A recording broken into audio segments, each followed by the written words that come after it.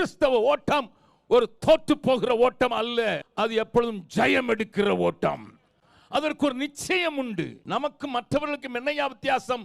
மற்றவர்கள் நினைக்கிறார்கள் இந்த பிறவியில் இப்படி பிறந்திருக்கேன், அடுத்த பிறவியில் எப்படி பிறப்படும் தெரியாது, நான் சுத்தி கொண்டே இருப்பேன். 64,000 தடவை பிறப்பேன் என்று வட இந்தியாவில் சொல்வார்கள். 64,000 தடவை பிறந்தாதான் நான் அடுத்த கரைக்கு போக முடியும் என்று சொல்லுகிறவர்கள் உண்டு. அது அவருடைய நம்பிக்கை.